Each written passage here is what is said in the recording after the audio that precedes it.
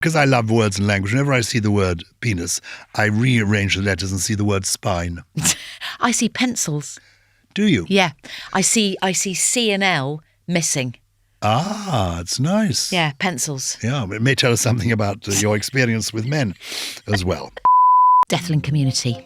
Now, I'm probably teaching you to suck eggs when I say that before we take another step into ye olde afterlife, I need to remind you, 6 Feet Under bonus episodes are where you get more of me, more of the guest, more of the goddesses. Goddesses. I love saying that. It's all ad-free. Just subscribe on Apple Podcast or go to wherethere'sawillthere'swait.com for all the ruddy deets. Hello there, Melania Gedroich here, Purgatory Purveyor, bringing you all the afterlife scoop, the pre's, the posts, the centrals. Now, today we're talking flowers. It is a tenuous link to my guest. Word is that up in the old heavens, the flower arrangements are pretty divine. We're talking halos of baby's breath and roses that smell like your nan's coat closet. Elegant with a hint of mothball. Downstairs, though, it's a little bit more passive-aggressive. Pansies and a Venus flytrap with an attitude that insists on being called Denise. Welcome to... Where there's a will, there's a way, there's a way. Right, joining me today is a guest who blooms brighter than a cherubic chrysanthemum. It's a man who's worn so many jumpers, he is destined to be reincarnated as a sheep, a non-polyester one. It's the utterly fabulous Gyles Brandreth, Gyles Brandreth.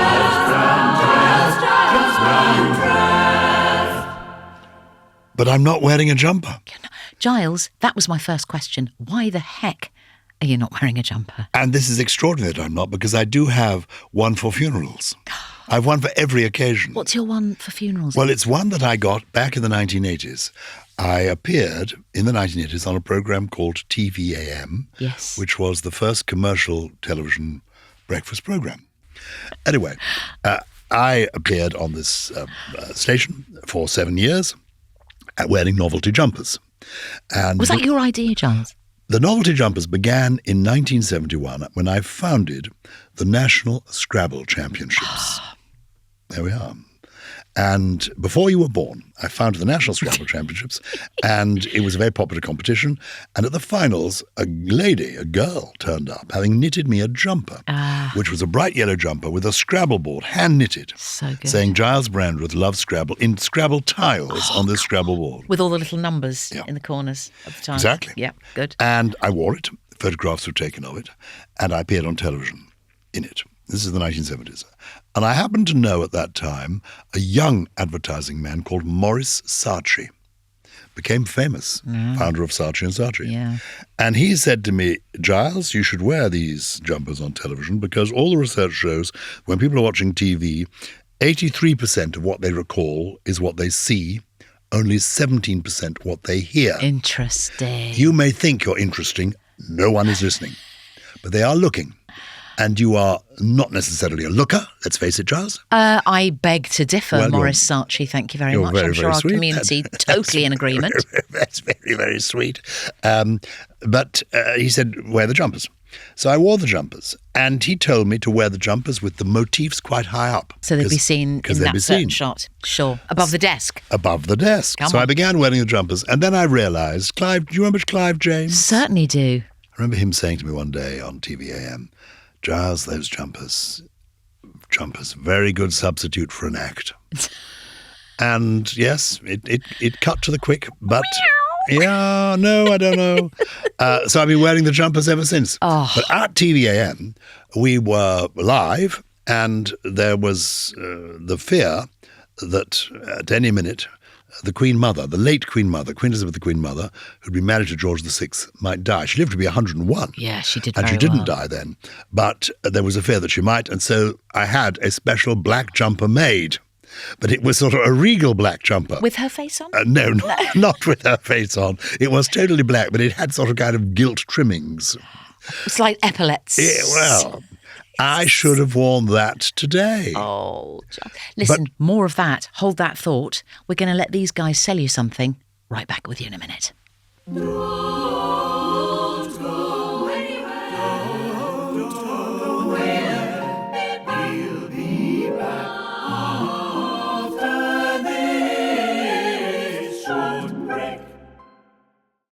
I was going to ask you if you had 3 reasons, just quick-fire reasons maybe, why you should be allowed into...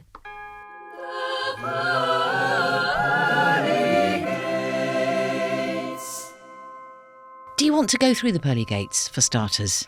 I can't wait. I've spent my whole life on Earth name-dropping. Heaven is going to be heaven for me because I can meet them all. Boom! But there are people I haven't yet met. Michelangelo. I haven't met him. I feel I want to go sketching with Michelangelo. Yeah. Picasso. So I'm going to meet all these. I just cannot wait to get to heaven. Yeah. So that's one of the reasons I want to get to heaven. Yeah. Anyone else? Michelangelo, Picasso, anyone other than an artist? I want to meet everybody. I particularly want to meet Adam and Eve. Oh, wow. I want to begin at the beginning. The OGs. Yeah. What are the OGs? The originals? I don't actually know. My kids say that a lot. I think it is The something to do OGs. with the original. Oh, the great originals. The great originals. Well, they'd be the GOs, wouldn't they? So I'm very keen. I'm very keen to get to heaven. So the second reason I want to go to heaven is I have a lot of thank yous to share with people. Oh. So I want to go and say thank you to T.S. Eliot. For being such a sweet old gentleman, so thoughtful, so nice. I've written a book called The 7 Secrets of Happiness, and I'm interested in happiness, and I would like to spread a little bit of happiness if I can. But it's a very modern concept. Next year will be the 250th anniversary of the Declaration of Independence in America, which enshrined the right to life, liberty, and the pursuit of happiness. Up until then, nobody expected happiness. But since then, we've been pursuing it. But there should be no expectation of it. There never was. In the book of Psalms, life is described as a vale of tears. 150 years ago, there was not a family in this country that was not touched by infant mortality. So death was everywhere. Yeah. And therefore people had to think of the next world as where you found happiness, because you weren't going to find it in this. No, and people died so young, didn't they? They died so young. And actually, if you look around the world in which we live, from Ukraine, of which I know you have a particular interest, which we may come on to, across the world, Africa, South America, all over the world, there is sadness, disaster, famine, disease, a lot of unhappiness. This world is a bleak place. It is a vale of tears, as it says in the book of Psalms. Yeah. The next world is where we find happiness. Yay! Yeah. So I can't wait to join the happy people. And the third reason is, up there, the wardrobe, and I've seen the pictures, is a little bit on the dull side. They're all wearing these white surplices. Some of them have got wings, which is fine. I like a wing, on a wing and a prayer. I've always wanted to be Peter Pan, so flying about would be good for me. I shall be introducing knitwear to heaven. Great. So that's the third reason I deserve to be there. I'm taking my jumpers up there. I imagine it might be a little bit chilly up there as well. I think there's going to be aircon. I don't know. A lot of marble. Slightly chilly. Oh, no, that's not my idea of heaven at all. Really? It's going to be balmy, beautiful weather. Now, I know you like a dinner party, Gyles. I do like a dinner party. You love a dinner party. I'd like very much to hear about this particular dinner party.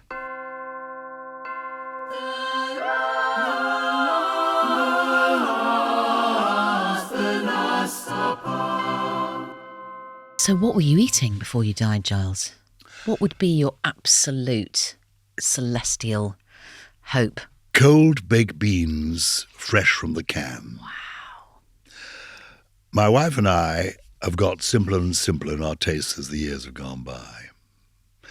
Many years ago, my best friend from school was an actor called Simon Cadell. People remember him from Heidi High. Heidi High. Heidi High. Number 7. Or 8, actually. Well, yeah, No, we had the Queen as well. I think, 9. frankly, you've got dozens. It's not worth counting. There are so many. I'm going to say 9 so far. Anyway, Simon and I were at school together, and we were best friends. And I cast Simon in my schoolboy production of A Study in Sherlock, a play I'd adapted from one of the stories of Sherlock Holmes. Great. I was 13, Simon was 12, and he played Sherlock Holmes. I bet he was brilliant. He was brilliant. Yeah, he's a really good actor. Good actor. Yeah. Smoked that pipe. He could blow smoke rings, age 12. Could he? I mean, he could tell the difference between Chablis and Meursault, aged 11. I mean, he was extraordinary. But he was quite a gourmand. And when he was alive, because he died when he was very young, in his 40s, when we used to eat and drink, these ridiculous tasting menus where it's 13 courses, different wine with each course, all that. Where were you? Not at school. No, we weren't doing that at school. This was later, when we were grown up. Oh, I see. Sorry, I thought when you were 12 and 13. No, he was capable of that, and his parents lived the good life. They introduced me to all sorts of extravagant things. My idea of a perfect meal would be poached eggs on toast. That's the kind of thing my father would have cooked. Yeah. Scrambled eggs. Simple, Yeah. but lovely food. Yes. They, fine dining. The south of France, the great chefs, all of that, when we were teenagers. And then in our 20s and 30s, we dined in all the great restaurants. What fun. It was. I remember going to a restaurant, which is still, the hotel is still there. It was then called the Meridian in Piccadilly. And we went there I'd done a job for Air France, for which I was paid £1,000 in kind. This is 40 years ago, a lot of money. And I hadn't, it was all in kind. We'd had air flights to south of France and back, and there was still £300 to go, which is a lot of money 50 years ago. So Simon said, let's go to this place. I've discovered this hotel is actually owned by Air France. We can use the £300 there. Great. So we got to the restaurant. There was a rather nice bistro where our wives wanted us to go, but Simon said, no, we'll go to the Grand Restaurant. We got to the Grand Restaurant, and the wine list was extraordinary. But Simon then said, am I right in thinking this was once a British Railways hotel? And the man said, yes, it was once. He said, well, you might have an interesting cellar, because British Railways, they bought some quite interesting wines, I believe, in the 1930s. Whoa. Anyway, the sommelier went down to the cellar and found a Lynchbarge 1936. Brought it up. I mean, there was dust and cobwebs all over it. Can I just say, Gyles, I'd like the word Lynchbarge as my ringtone. Yes. I might snip that out and just have that as my ringtone. But Carry on, I interrupted, If you knew I'm sorry. the price of the wine, you wouldn't be able to afford it as a ringtone. Anyway, it's the finest red wine you've ever drunk. The point is... Thousands. Priceless? Well, thousands. The point is, we went in with £300 at a time when you could get a fabulous dinner for 10 quid. We went in with £300 and we had to find extra money to pay for this meal. Whoa. Because of all the wines that Simon... We're talking half a century ago. God. Yes, shocking.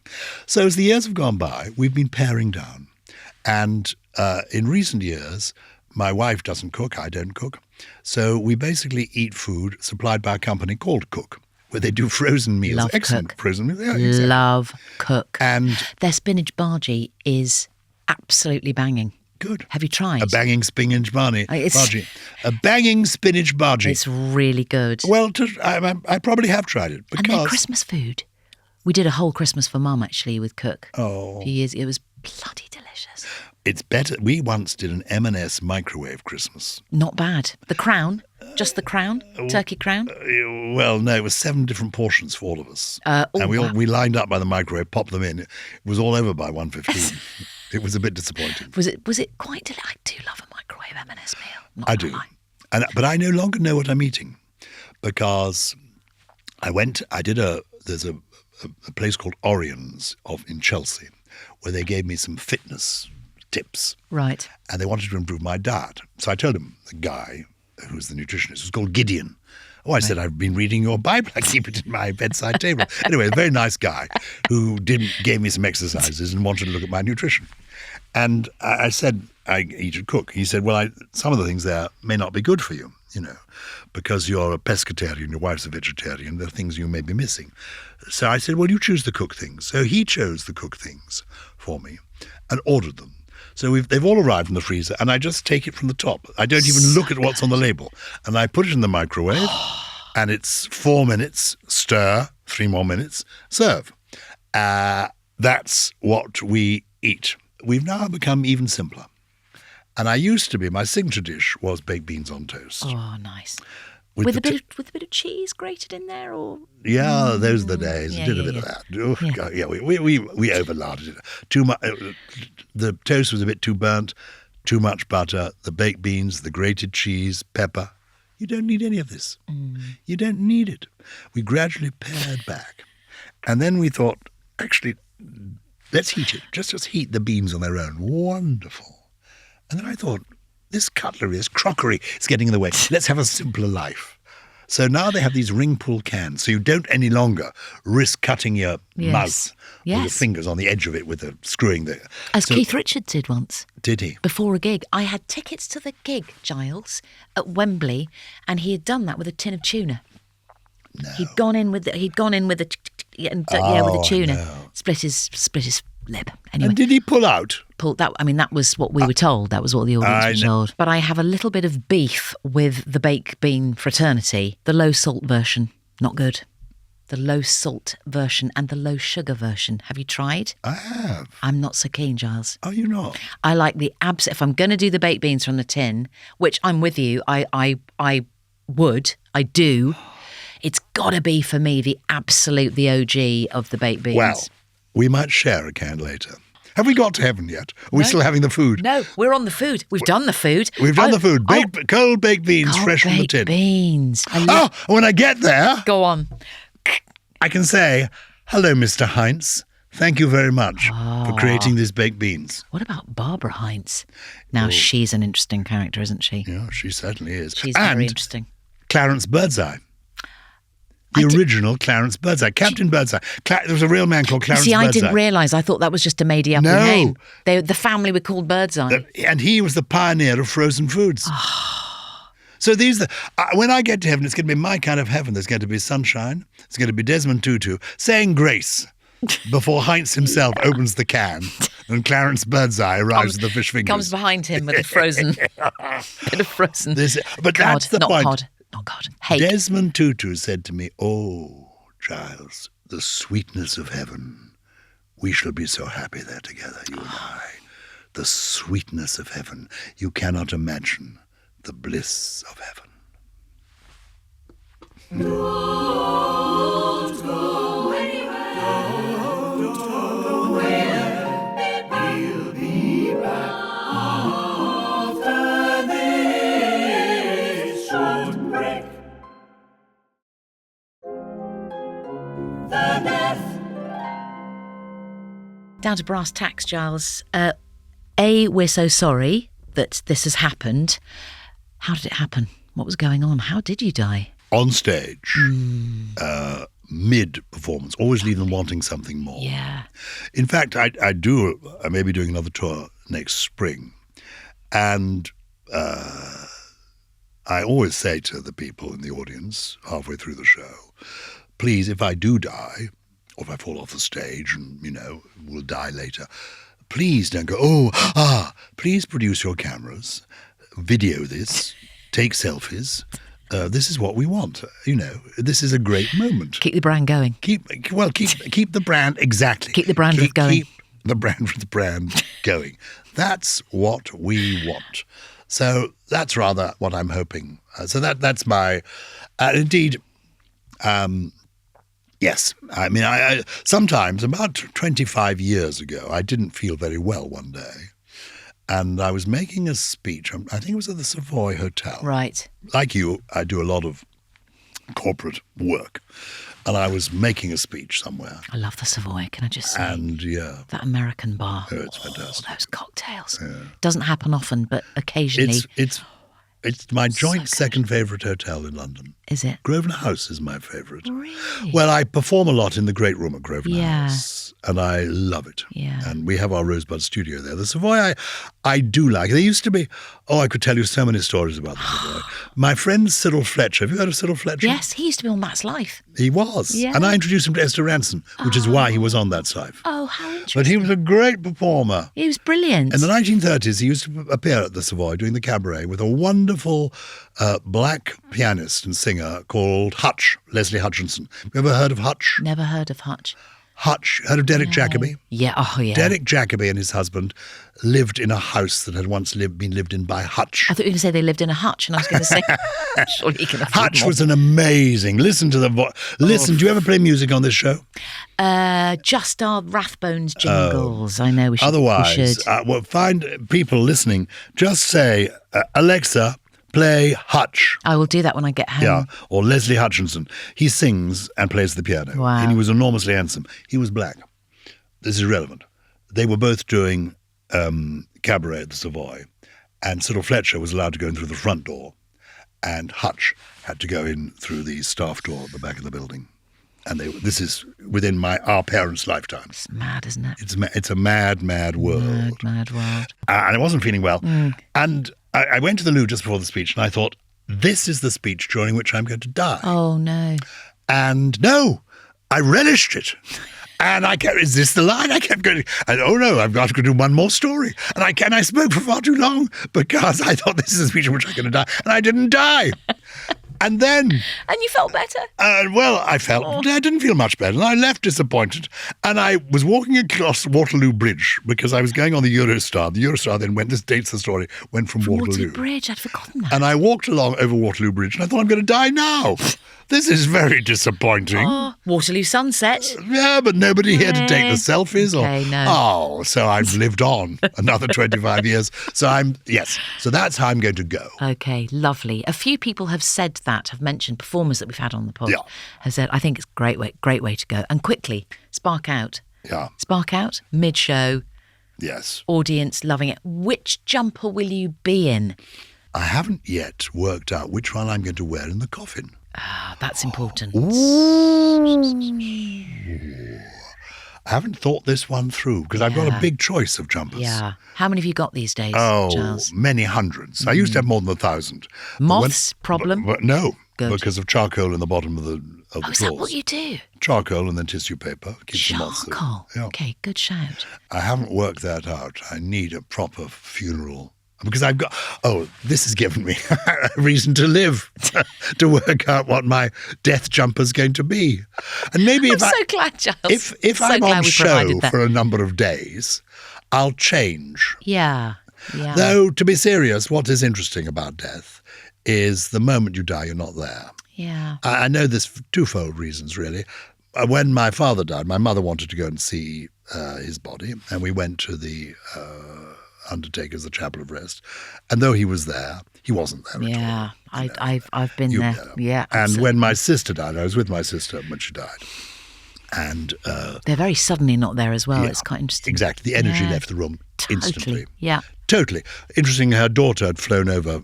She waited until her daughter had arrived. Her daughter was then living in South Africa, flew to the Isle of Wight where she was dying. And the moment her daughter came in and held her hand, she died. Yeah. So, so the moment you're gone, you're gone. Yeah. So it doesn't really matter what you're dressed in. But if there's going to be 5 days of mourning with people filing past the open coffin, the open casket, At Westminster Abbey, why not? perchance. But why not? Yeah. That would be quite fun in its own way. Yeah. With a different jumper every day, make a bit of Yeah. a show of it. Yeah. People lining up, Yes. do it properly. Yeah. Do you know what? Let's have a little bit of a distraction. Yeah. I'd like to bring in our incredible community of Deathling listeners, Gyles, if you will. Let us approach. Let us approach towards.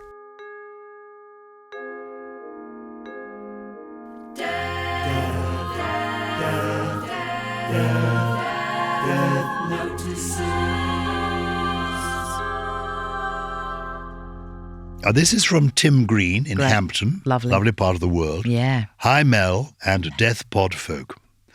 I write to you with a story about my legendary mum. Oh, she was an art teacher, and one day she set a task for the class to make a collage out of newspaper clippings. Right. A few moments later, one of the girls came over to my mum looking very sober. It just so happened her student had picked up a copy of The Guardian magazine and flopped it open on a double-page spread article titled, Me and My Penis. 100 Men Reveal All, with accompanying images. Oh, wow. Yes. Did you keep that issue? Anyway, it's by the by. She got a phone call from the parents that evening complaining, "Keep up the great work. Tim Green in Hampton." That is unfortunate, isn't it? Wow. I don't think I would have remembered that issue. Do you remember that, Giles? Curiously, I didn't realise it was The Guardian. Only The Guardian would do that. Yeah. Possibly. Yeah. I felt a magazine like Cosmopolitan had once done that. I mean, I've seen it done a number of times. Yes. It was a sort of thing that people did a few years ago. Yeah. What is interesting, because I love words and language, whenever I see the word penis, I rearrange the letters and see the word spine. I see pencils. Do you? Yeah. I see C and L missing. Ah, it's nice. Yeah, pencils. Yeah, it may tell us something about your experience with men as well. Anyway, there we are. 100 across a two spread. That's a lot of penises. Yeah, it's too Peni. much. Oh, when, I do a program called Celebrity Gogglebox. Oh, I've been doing it with Lulu, and I began doing it a number of years ago. So fun. With Sheila Hancock. Oh. And we got hooked on Naked Attraction. She's 91 now. She's remarkable. I love her. She's so Sheila. Full of fire and fury. Have you had her on this? No, in fact, she'd be an amazing. We had her on Rosebud, and it was one of the best episodes because she's had life experience. She's more beautiful than ever. Yes, she's grown more attractive with the years. Yes, and I first saw her on stage in 1958. So she's been around quite a while. Those eyes, man, those eyes. But she's highly intelligent. Yes. And funny, feisty, argumentative. I've learnt a lot from her. But we sat. This was the beginning during COVID. We were in a bubble, getting hooked on Naked Attraction. And because she's now in her 90s, her sight isn't what it used to be. We actually had to move the sofa nearer to the screen. I had the great joy, and I'm about to do a little bit of a name dropping myself. Apologies. There it is. I introduced Sheila Hancock to Mary Berry. Buff. There we go. They'd never met. So can you imagine the two dames? I introduced them. And I had to sort of look after them, Giles. I was their bouncer at a party. There were way too many people at this party. There were sort of 800 people. It was some, corporate shenanigans. I promised Mary that I'd go with her. And there I literally had to fend off the hordes. I know. Can you imagine the double whammy of Hancock and Berry? They got on so well. Yeah. And they got quite plastered. I hope your predecessor didn't have, so that you can have Mary Berry here. But because when Mary Berry did Rosebud, she brought us a cake. Oh. Yeah? Which one did she bring? Drizzle? Oh, which one did she bring? She created an original cake for Rosebud. So she did a rosebud icing. She's such a swat. Oh, excuse me. She's a swat. With petals and as well as edible. Rosebud. Edible, the whole thing. Yeah. But then she knew that I had once worked with and known and been friends with, actually, Fanny Craddock. Since we're making this a name dropper's paradise. I'm obsessed with Fanny Craddock. The pureed potato coming out of the bag, and it's a very, very pale green. That kind of stuff. She was the sort of doyenne, wasn't she, of the first sort of TV. She really was. Celebrity TV chef. She was certainly the first woman celebrity TV chef. People who don't know who she was, I sometimes describe her as a sort of curious cross between Mary Berry and Jeremy Clarkson, because there was something quite butch about her. Yeah. She had a marvellous husband called Johnny, who stood at her side with his monocle falling out and sort of landing in the compote. And he was completely round the old little finger of Craddock, wasn't he? So he appeared to be. But if you went to their home, the Dower House, I remember Michelle and me going there once, and there was an admiral and his wife were there, and Fanny and Johnny were in the kitchen getting things, and the admiral said to us, "How do you know Fanny and Johnny?" We said, "We've only recently met them. We were young. We were students at the time. We were in our early 20s. And we've only really just met them." And the Admiral said, "Yes, well, I only met her last week, but she's a most amusing person." Fanny then came into the room and proposed a toast to our 4 closest and most dearest friends. Wow. She was outrageous. Oh. But Johnny, before we ate, Johnny went down to the cellar and produced, wait for it, champagne from pre-phylloxera grapes. The phylloxera scourge, if you know anything about wine, was, I think, in 1904. So I think this was if It's not... late 19th century. Yes, champagne! What was it like? Superb! Was it? And not just a bottle, not just a Magnum, a Jeroboam. It was covered in dust. It had been in the cellar for 100 years. And this was before we ate. So 6 o'clock, champagne, strawberries and cream before dinner. Wow. Yeah. Don't go anywhere. We'll be back after this short break.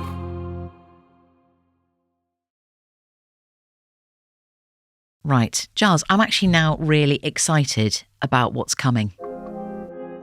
The funeral. I can't wait to hear what you've got in store for your funeral, because I think it is going to be mega. What would you like? What's going on? The full works. The full works. I come from an undertaking family. Oh, do you? I didn't know My that. grandmother was part of the Kenyon family, Kenyon. Okay. Very distinguished. They did Queen Victoria's funeral. They did Winston Churchill's funeral. Oh, wow. They do big funerals. They still exist. They've been bought, I think, by a big funeral conglomerate. But if you want a body transported across the world, you go to Kenyon Air. I don't know why I'm saying all this. I no longer have any financial interest. But if you do, if you need, look it up, Kenyon Air. They will fly it back in a very seemly casket. So Kenyon, not Kenyan no, Air. Kenyon. Kenyon Air. They've got their own jets. They got their own jets for Wow. flying. Yeah, exactly. Wowzers. So they will be doing it at a special rate. I remember going to the undertakers when my father was arranging my grandmother's funeral into Kenyon's, somewhere near Earl's Court, about 1957, 58. Oh, wow. And Wow. all I remember of this encounter was my father coming in saying, "Yes, I'm afraid we've come to arrange another family funeral," and them putting on a very solemn face. And my father was saying, "Now, family rates, family rates." And I'm saying, "I'm so sorry." He said, we're Kenyans, we expect family rates." I thought this, I was a little boy, but I remember this vividly. And so, Did he get the family rates? He did. Of course. So when it came to my father's funeral, we of course went to Kenyon's. I felt I had to, and I felt when my mother standing, I couldn't say it in front of her, so I put her to one side. And I said, my father would want me to ask you for the family rates. I'm embarrassed to do so. But they gave me the family rates. Good. I'm imagining that Kenyans do quite a traditional funeral. Oh, or, yes. Or are they up to speed with what people have these days, the kind of the recyclable coffin, all that kind of stuff? yeah. Or, I mean, are they pretty? I'm up to speed with all that because I host every year the British Funeral Directors Awards. Oh, wow. And I've been doing this for more than 30 years. Oh, what So fun. I know everything there is to know about a casket. I also, interestingly, have been buried in a number of caskets. Oh, really? And for filming, and also at the Funeral Directors Awards. Yeah. Tried out new caskets. And being serious here for a moment, there is something very peaceful about a casket. Is it? I have been in one. Sue and I were in one together. Yeah. Yeah. A double casket. A double casket. That- Heathcliff and Cathy styling. Yeah, Yeah. They have to be specially made because there's very little demand for them. Yeah. But anyway, the lining was good, and curiously, the moment you feel a little bit alarmed is when they close the That I don't like. lid. But I don't know if the EU regulations still apply here, but there is an EU regulation. This is for real, that every casket made in Europe has to have an air hole. Yeah, just in case. Just in case. So you can carry on breathing comfortably until the very moment that you actually go into the furnace. You can feel totally at ease and then you just scratch the veneer. Yeah, in desperation. Yeah. So it will be, yes, sorry, I was going to say, it'll be everything you would want. Yes. It'll be eco. There will be technology. There will be technology in the sense that I've pre-recorded the address. Oh, Gyles. Because, don't ask me why, but I've spent a lifetime giving funeral addresses. And I don't mind doing it, funnily enough. I don't mind doing it at all.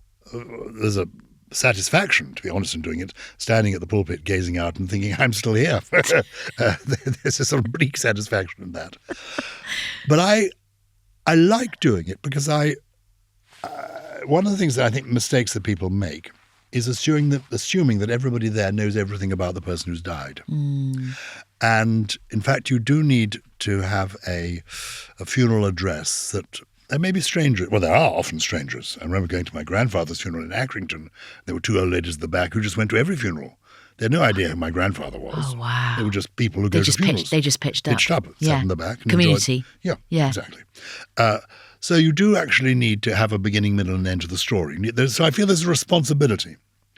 And since I've done a lot of them, sometimes, I will not tell you at whose funeral it was, but I did the funeral for the husband of a friend of mine. Well, he was a friend of mine. They were both friends. And she was in the second row, the widow. And I mentioned in my address, explaining to the congregation about this person and their family, and I mentioned his brother. And I mentioned his brother. The widow, I heard her going, "Ah!"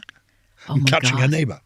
She'd suddenly realised she'd forgotten to tell any of his family That he died. that her husband had died.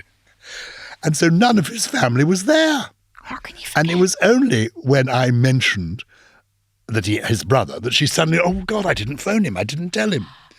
So none of his family were represented at this man's funeral. Whoa. Yes. Were they estranged or? No. No. It was his, she knew, she just hadn't thought to call him, Well, it's quite traumatizing when your husband dies. You've got to arrange the funeral. Of course. She arranged the funeral. She got me to give the address. She got us all there. She'd basically phoned up all her friends and said the funeral's happening, but hadn't got round to his family. Oh my gosh. So that's not going to happen in my case. Yeah. So are you essentially going to give your own eulogy, Giles, at your funeral? Yes, and I've recorded it already. I update it every year. Video, sure. Video. Jumper, Yes. sure. Yeah. And why is that a control thing? Why do you not want somebody else to give the address? Yes. Yes, I suppose it is. Yeah. Also, I like it. I think it's brilliant. You'll do it so well. Well, that's the hope. My hope is that I do it well. Quite sad though to see you up there on the screen. Yes, indeed, it will be. That is the whole idea. So, I try to shape it as you'd want it shaped. A straightforward opening, explaining who the character is, then some good laughs, Yeah. a little bit of cheekiness, Yeah. and then the payoff, not a dry eye in the house. Oh my days. That's the idea. I love that. got it. I love that. Now, The will and the wake. I imagine your wake will be pretty spectacular. Would you like a wake? After party? After? Yes, of course there has to be. You'll choose some amazing booze, I should And I imagine. would like to make a surprise appearance at it. That would be quite fun. That'll be good. So yes, we want a fun wake. Live music, I think. There can be live music. Yeah. Little band, a little piano playing. Yes, lovely. Judi Dench can come and do a sonnet, one of her, She can do Send in the Clowns. she might do that. But I think I prefer, on the whole, spoken things. I don't mind. Do you? Actually, I don't Yeah. mind some songs. Yeah. To be honest, when I get to heaven, I'm going to have Judy Garland doing numbers for me personally. Marlene Dietrich. I'm going to have them all up there. The Andrews sisters. Oh, the these Andrews are the people sisters. I shall be having entertaining me. Yeah. Dame Nellie Melba. I'm going to be having a peach Melba while Dame Nellie sings her favourite numbers. It's all going to be there Yeah. for me. Food at the wake? So at the wake, baked beans, Cold baked. coal from the tin, and Will everyone get their own tin? Or for drink, yeah. sparkling tea. I have done every podcast I've appeared in, almost every episode of Rosebud, every television program I've been on. We were on the other day, you and I, recording The an Wheel. episode of The Wheel for Christmas. As you'll know, apropos absolutely nothing, I said, Michael McIntyre, have you ever had a glass of Fortnum Mason sparkling tea? Whenever I get the chance, I mention it. What have they sent me in 10 years of plugging this product? Nothing. No. Yes, 1/2 bottle of Fortnum Mason sparkling tea. I That's- exaggerate. It was a full bottle. But the point is, where are the crates of it? Where are the That's vans weak. arriving That's at my weak. house? Yeah, you need a Yeah. lorry. So this is the last time they're getting a mention. Okay. Otherwise, I'm going to a different brand, except theirs is the best. It's more expensive than champagne. And is it cold? It's ice cold. It's like champagne. I don't drink. I haven't drunk for 25 years. So there will be sparkling tea, but of course there will be quality vintage champagne, chosen from beyond the grave by Johnny Craddock And Simon Cadell. And Simon Cadell. So there'll be fine champagne, baked beans fresh from the tin. It's not a wake you're going to forget, can I say? Will the cold baked beans, I'm sorry to just drill into the detail here, will everyone get their own tin, or will it be sharing? Will there be sort of 5 forks per tin and they're handed round? There will be a gentle erotic charge in the room. If you want to be a loner with your own can and your own fork, so be it. You know, there will be solo people standing around. Yeah. But if you and Sue, Yeah. 2 of my Rosebud favourites, wish to feed each other, that is lovely. We can. You can. Yeah. We can tip. Neck it. You can actually neck your baked beans. Now, Gyles, we know that all through your life you love the words. You live for words. You are the words. And in this very building for 5 years, where we're recording this in the next door booth, I recorded a lovely podcast with my friend Susie Dent, who I hope will be at the wake. Yeah. Oh, I would sure. love to have her at the wake. Dench and Dent. I want you, Dench and Dent, at the wake. Absolutely. Yeah, Mel and Sue will be at the wake. My friend Harriet Jane will be at the wake. I want... It's going to be And epic. I want the nuns from... There's a... do you know that there's a convent at... what is it called? Tyburn. The Tyburn Convent. Near Marble Arch. Near Marble Yeah, I Arch. know exactly what you mean. Where there are some lovely nuns. In London, gang. in There London. are other churches available. We know that, but There's we're only sticking with one London. Tyburn Convent. Yeah. And it's where people were executed. I know. And Awful. they are there praying, because I know you come from a Catholic heritage. Yeah. They are in perpetual prayer by the monstrance. They are there on their knees 24 hours a day. And you can actually email them and they will pray for you. And I went to interview one of the nuns 25 years ago, some of the nuns 25 years ago, and they don't let people in. And of course, my producer, Harriet Jane, tells me that I'm hooked on falling in love. And it's a lifetime thing. And there you are. That's the way it is. This is how I'm feeling about you now, Mel. Oh, And I know I'm dying, but aren't we all? Right So back at it's you. not going to last very long. But anyway, I went in and I was given a nice young nun to interview. And of course, I fell in love with her. Of course. So I went back. So, and anyway, the point is I went on interviewing. And she said at our 8th meeting, have you not got enough for the article yet? I felt very, very guilty about it. Anyway, Was it through the grill or was it actually no, face it to was face? face to face. That's extraordinary. The Tyburn I nuns know. face to face. I know. That's I know. I did amazing. not. I want you to know a lot of this was in my head. Wasn't manifesting the fact that I'd fallen in love with this young nun. Anyway, I was then lucky enough to be on a program called This Is Your Life, which doesn't exist anymore. But Eamon Andrews. Yeah, exactly. Or Aspel. Yeah, and they, This is your life. that's right. And they bring on Big Red people Book. from your past. Amazing. And They didn't bring her on, did they? I wanted them Oh, to but they bring on all the nuns. But I they wanted wouldn't. a day release of the nuns from time. They didn't even ask them. What the heck? They said a group of nuns coming. That's a bit of a downer. Oh, stop And it. I said to the researchers afterwards, I'd have loved Joan of Arc. And they said, well, that's a bit of a downer too. I said, Joan of Arc wasn't available. A dozen nuns from the Tyburn Conventry. People would be talking about this for years. Oh, they'd have been marvellous. And they would. Can you picture them? Yeah, gorgeous. Coming on. Gorgeous. It's lovely.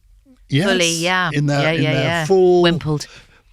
Bewimpled. The bewimpled. So there'll be nuns at my funeral. And We won't spare the nuns.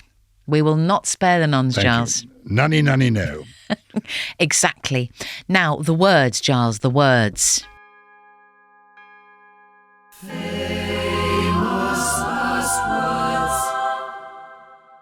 Do you want to leave with something pithy?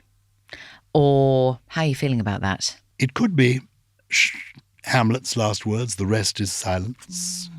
My wife thought of the title of my last show that I toured, Gyles Brandreth, Can't Stop Talking. As you found, it is a bit of a problem with me. I love it. Can't stop talking. I love it. So it could be Can't Stop Talking, has now. If you want a brief one. You're going to be on stage, let's not forget, Yes. when you die. So will it be something from a show? I mean, will it be something that you've a scripted line? Well, it could be. I don't know. It could be. In fact, I've only just thought of this. What about Enough Said? That's great.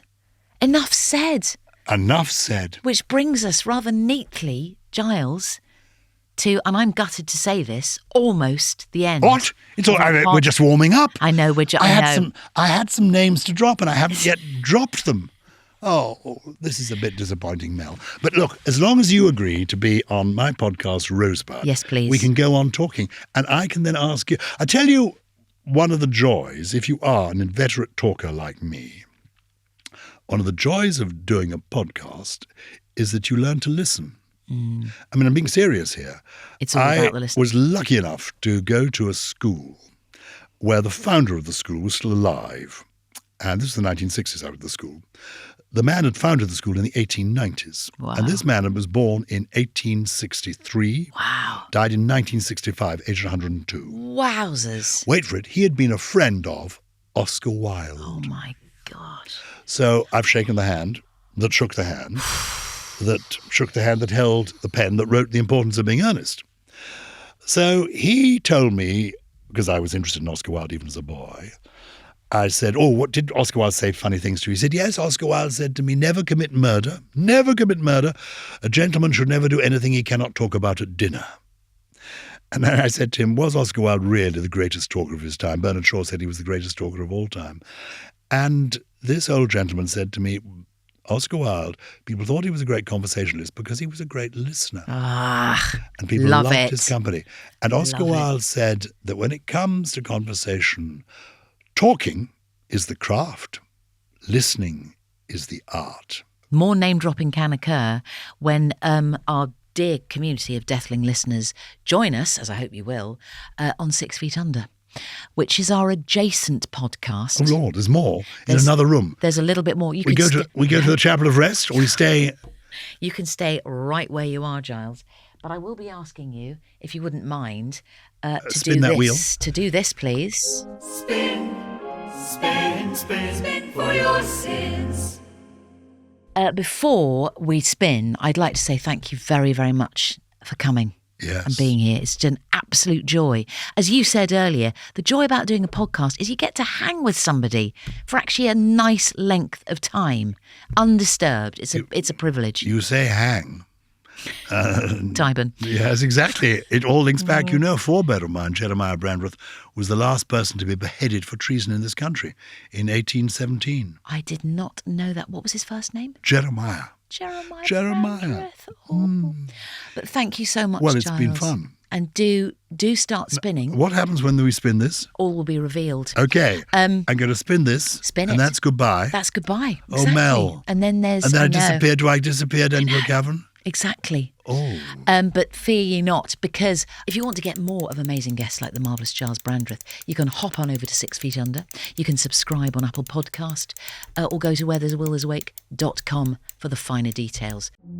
You're listening to Where There's a Will There's a Wake with Mel Gedroich. The senior producer is Charlie Morrell and the producer is Naya Dio, otherwise known as the Goddesses. The engineer is Joshua Gibbs. The assistant producer is Rani Prescott. The production coordinator is Eric Ryan. Music by the Rathbones. And the executive producer is Ollie Wilson. And a special thanks to Chris Skinner.